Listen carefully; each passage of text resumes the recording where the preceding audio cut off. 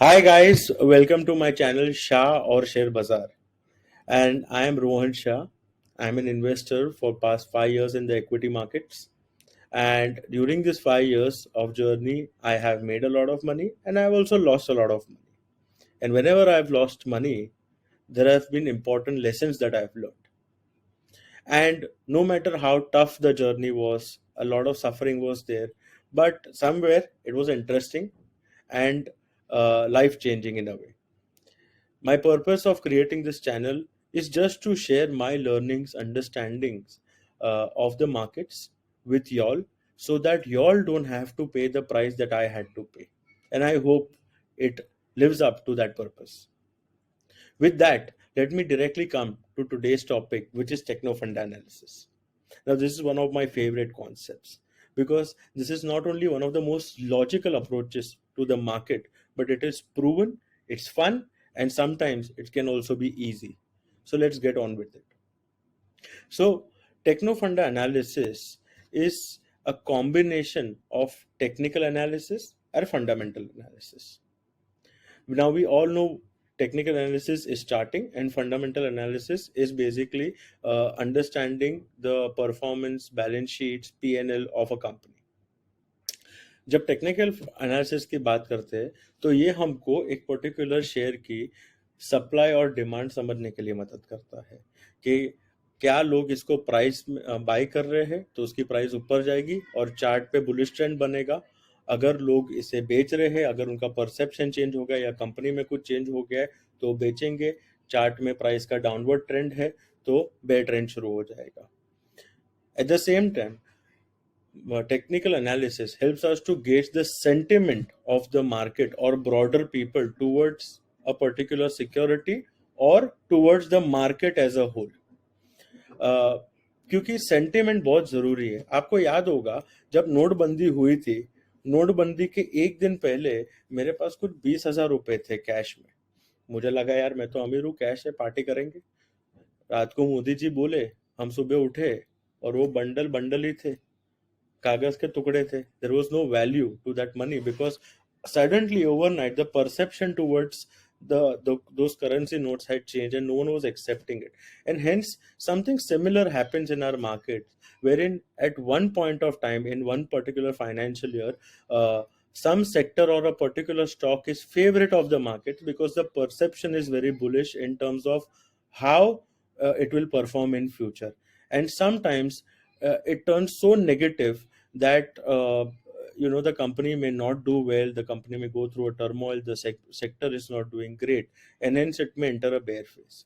And this is a very important measurement because despite how much ever fundamentally the company is great, if the investors don't have the right perception towards the company, you will never see a good spike in the price because there won't be demand for the stock.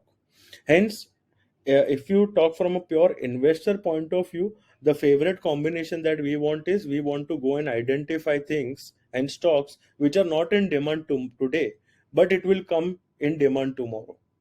But in this process, a very important thing to understand is the factor of time. Now, if we invest in companies जहाँ fundamental बहुत strong है but उसका price दो दो तीन तीन साल तक नहीं बढ़ता है, then that is an opportunity lost. It is costing you time, and that we measure with time value of money. A money today is more valuable than money tomorrow because वही 1 रुपए मैं कहीं और इन्वेस्ट करके return कमा सकता था। Hence techno फंडा के थ्रू हम एक फंडामेंटली साउंड कंपनी ढूंढ सकते हैं और हम टेक्निकली एक करेक्ट एंट्री पॉइंट ढूंढ सकते हैं जहां जस्ट स्टॉक में या तो मोमेंटम आ गया है या कुछ महीनों में आने वाला है। Now, coming to fundamental analysis, what is fundamental analysis? It is the analysis of the value. देखिए, आप कोई भी शेयर परचेस करते हैं तो उसकी एक रियल इंट्रेंसिक वैल्यू होती है। अगर कोई भी चीज आप वैल्यू समझे बिना लोगे तो आपको पता ही नहीं कि आपने उसकी सही कीमत दी है या नहीं दी है। बहुत सिंपल है। और always remember, your stock price is slave of earnings. देखिए, प्राइस एक हद से ऊपर नहीं जाएगा अगर वैल्यू डिटोरिएट हो रही है या वैल्यू नहीं बढ़ रही है। अगर कंपनी की वैल्यू गिर रही है या स्टैग्नेंट है, तो एक पॉइंट के बाद प्राइस भी करेक्ट होके वैल्यू की तरफ आएगा। बट अगर आपने एक ऐसा स्टॉक आइडेंटिफाई किया है जिसमें प्राइस तो बढ़ ही रहा है बट वैल्यू भी कंसिस्टेंटली बढ़ रही है, तो boss, you have a multibagger in hand, you have a compounder. और ऐसे ही कुछ एग्जाम्पल मैं आगे ये वीडियो में देने वाला हूँ। Secondly, fundamental analysis helps us to analyze and measure the performance of the company. Now, why is this important? Because देखिए, हमको अच्छी कंपनियां चाहिए, हमको ऐसी कंपनी चाहिए जो नेक्स्ट 5-10 साल कंपनी कमाते रहे। कौन रोज नया नया स्टॉक ढूंढने वाला है? सी, स्टॉक मार्केट में नए आइडिया टिप्स आते रहते हैं, एक्साइटिंग लगता है, बट असली पैसा जो आपका बाजार में बनेगा ना, वो 5 शेयर से बनेगा। आप अगर राकेश झुनझुनवाला को देखोगे तो उसके 1-2 शेयर टाइटन है, या और 1-2 शेयर है, उससे पैसा बना है। आप वॉरेन बफेट का देखोगे तो उसका कोक या 2-3 और सीज कैंडीज, ये सब चीजों से उसका पैसा बना है। तो आपको मार्केट में 100 कंपनी नहीं चाहिए पैसा बनाने के, आपको वो 3-4 कंपनी चाहिए जहां आप सही टाइम पे इन्वेस्टेड हो, सही टाइम फ्रेम के लिए इन्वेस्टेड हो for a longer period of time and with quantity. आप 10,000 लगा के you can not expect it to grow into you know fortune over a short period of time. So why measuring performance is important is because ये हमको company का behaviour समझाती है। See, we are in the business of predicting the future, और future cash flows predict करने के लिए हमको पास्ट कंपनी का समझना जरूरी है। क्या मैनेजमेंट ऑनेस्ट है? क्या बिजनेस में दम है? क्या ये नेक्स्ट 10 साल तक टिक पाएगा? और जब हम कंपनी का पास्ट 10 ईयर्स का हिस्ट्री देखते हैं और देखते हैं कि उसने 5 या 10% ग्रोथ मेंटेन किया है, ये उसका पैट मार्जिन है, उसने कंसिस्टेंटली डिविडेंड दिया है, टैक्स भरा है, तो हमको ये समझ में आता है कि कंपनी में क्वालिटी है। रीजन बीइंग कि कोई भी company without having a good management और अ गुड बिजनेस मॉडल और having the business being in a good market can not sustain for 5-10 years. वो वन शॉट नंदू आएगा, अगर मार्केट नहीं होगा, मैनेजमेंट चोर होगा या अर्निंग्स नहीं होगी, तो वो कंपनी डूब जाएगी, राइट? सो मेजर परफॉर्मेंस समझना भी बहुत जरूरी है। अब एक बहुत इंपॉर्टेंट चीज टेक्निकल और फंडामेंटल के सामने, फंडामेंटल एनालिसिस एक लैगिंग इंडिकेटर है। मतलब वो एक्चुअल में इंडियन पुलिस जैसा है, वो सब एक्शन खत्म होने के बाद पता चलता है। क्यों? क्योंकि फंडामेंटल एनालिसिस में हम लोग रिजल्ट स्टडी करते हैं जो एवरी क्वार्टरली और एनुअली डिक्लेयर होता है, बट उसके पहले बहुत कुछ हो जाता है।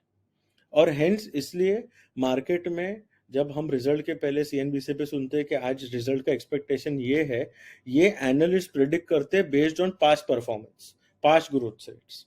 सो अगर आप सिर्फ फंडामेंटल पे जाएंगे तो हो सकता है कि आपकी गाड़ी छूट जाए, और जब तक वो रिजल्ट या आपके एनालिसिस प्रूफ हो तब तक उसका प्राइस ऑलरेडी ऊपर हो जाए। और प्राइस बहुत इंपॉर्टेंट है, because we want to buy great businesses at reasonable price, not cheap. Cheap मिला तो नसीब है, एक आध फॉल मिल गया तो नसीब है, but we want to buy great businesses at reasonable price. Similarly, technical analysis is a leading indicator. ये बताता है ये कि कुछ होने वाला है। अगर अचानक से कोई शेयर के भाव में उछाल आता है, मतलब मार्केट कुछ एंटिसिपेट कर रहा है, या अगर घट जाता है तो मार्केट कोई नेगेटिव इवेंट एंटिसिपेट करना है। ये फर्स्ट साइन है आपके लिए, the first and fastest sign to understand कि कुछ अच्छा है या कुछ लोचा है।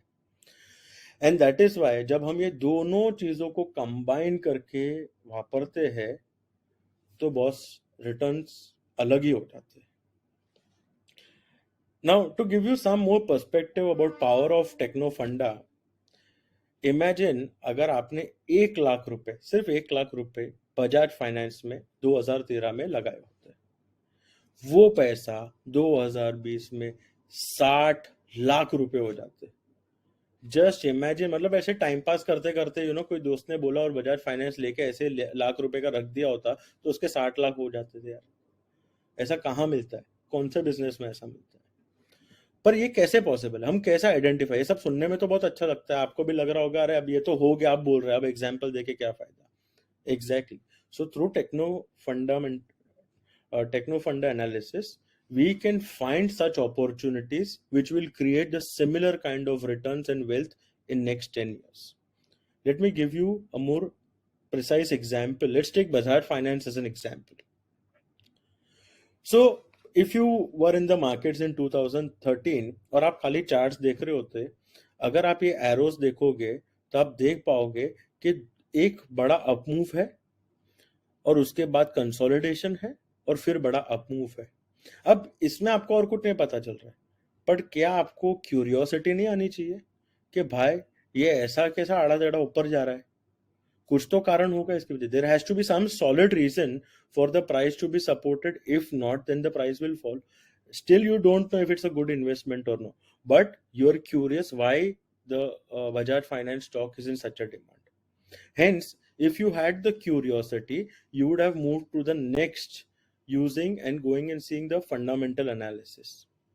Now, in fundamental analysis, if you would have seen even before 2013, when Bajaj started his business as an individual company, it had consistently good performance. और उसके बाद भी आप देखिए, अगर आज हम लोग सोचते हैं 2013 में यार 125 रुपए था भाव बजाज का, आज 7,000 है. तो ये 7,000 पहुंचा कैसे? 10 साल इतना बड़े. अगर किसी को हम बोले कि 100 रुपए का शेयर 7,000 का होगा तो बोलेगा पागल है तू, राइट? और आज भी अगर बोले 7,000 रुपए बजाज फाइनेंस लेना है तो भी लोग बोलेंगे पागल है. बट ये सुनने से अच्छा ये देखो कि ये क्यों है. अगर आप देखोगे तो आप इसकी रेवेन्यू ग्रोथ देखिए. 2013 से 2020 तक कंसिस्टेंट रेवेन्यू ग्रोथ है. 3,000 करोड़ से कंपनी ग्रो होके 23,000 करोड़ रेवेन्यू कर रही है एनुअली. उस and which is a compounded annualized growth rate of 30%, which is almost impossible for a lot of companies to manage, but this guy has managed it, right? Similarly, if you see the PAT growth, आप देखिए 590 करोड़ से 5,000 crore PAT ये लेके आया है last 7-8 साल में. और आप ईपीएस देखिए, EPS is nothing but earnings पर शेयर. पर शेयर अगर आपने 10 रुपए का शेयर लिया है, राइट, और 1 रुपए आपकी कंपनी कमाती है तो आपका 10% रिटर्न होता है. ये आदमी ने 9 रुपए से ईपीएस बढ़ के 80 रुपीज तक आ गया है. This is what is called a consistent performance, and that is why Bajaj Finance always trades at a premium. Now, अगर ये बात आपने पकड़ ली होती, बस देखा होता, तो मालूम है क्या होता?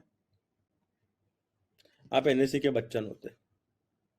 एग्जैक्टली जो लोगों ने वो टाइम पे ये ट्रेंड समझा, इवन जो 2020 में क्रैश आया था पेंडेमिक के बाद, बजाज फाइनेंस का प्राइस 2,000 रुपीज हो गया था. अगर वो ये बात तभी भी समझा होता, सिर्फ ये नंबर्स देखने के बाद, तो उसका पैसा 300% से बढ़ा होता, बिकॉज प्राइस हो गया 7,000 from 2,000.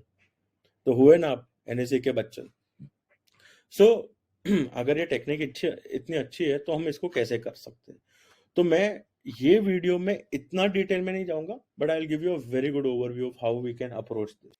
Hey guys, with this, unfortunately, we'll have to continue this video in the part 2, and that's because YouTube does not allow new channels to upload video with play time of more than 15 minutes. So don't worry, just have to go to the next video. I hope you see it and enjoy it as much as you have enjoyed this video. Thank you so much.